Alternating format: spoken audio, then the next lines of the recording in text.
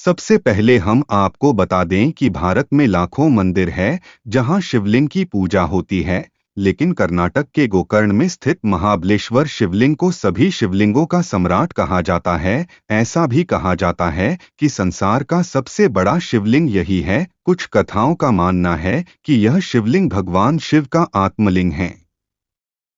कर्नाटक के गोकर्ण तीर्थ में स्थित महाबलेश्वर शिवलिंग की महिमा को बताते हुए वहां के लोग बताते हैं कि इस मंदिर में शिवलिंग 40 फीट के हैं और 40 साल में एक बार होते हैं। शिवलिंग के दर्शन, ऐसा कहा जाता है कि महाबलेश्वर शिवलिंग पहले बिल्कुल थोड़ा सा दिखते हैं, फिर रोज अपने आकार को बढ़ाते जाते हैं और लगभग 40 साल होने पर ये अपने पूरे आकार से प्रकट होते हैं, फिर उसी तरह फिर से नीचे चले जाते हैं। भगवान शंकर के इस स्थान को दक्षिण का काशी भी कहा जाता है। ऐसा माना जाता है कि भोलेनाथ ने रावण के साम्राज्य की रक्षा के लिए अपना आत्मलिंग रावण को दिया था कि वह उसे लंका में स्थापित करे, लेकिन देवताओं ने रावण को वह शिवलिंग लंका तक ले ही नहीं जाने दिया। इसलिए यह शिवलिंग रावण ने मजबूरी वश यहीं स्थापित कर दिया, जिसे आज महाबलेश्वर के नाम से जाना जाता है।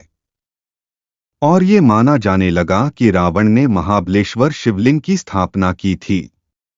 मंदिर के नीचे बसे हैं भोलेनाथ। दरअसल महाबलेश्वर मंदिर में शिवलिंग मात्र मस्तक के तिलक के समान दिखाई देता है, तो लोगों का मानना है कि भगवान शिव मंदिर के नीचे बैठकर तपस्या कर रहे हैं और गाय का रूप धारण करने वाली पृथ्वी के कान की बाली के रूप में अवतरित हुए हैं।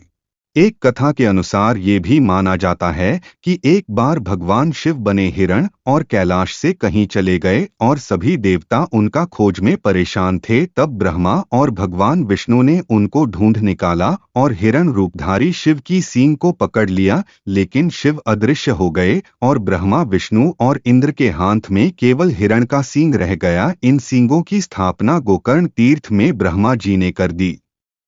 तभी से महाबलेश्वर के रूप में भगवान शिव की पूजा यहाँ होने लगी। कुछ कथाओं का मानना है कि रावण की माता समुद्र के किनारे बार बार बालू के शिवलिंग का निर्माण कर रही थीं, लेकिन बहाव आने पर शिवलिंग फिर से नष्ट हो जा रहा था, तो रावण ने भगवान शिव की तपस्या करके आत्मलिंग प्राप्त किया था और लंका लेकर जा रहा था। तो देवताओं ने रावण के डर से गणेश जी का सहारा लिया और रावण के पास भगवान गणेश एक ब्राह्मण का वेश बनाकर गए और रावण ने आपातकाल में शिव के आत्मलिंग को ब्राह्मण रूपधारी गणेश को पकड़ा दिया और गणेश जी ने उस लिंग को वहीं स्थापित कर दिया।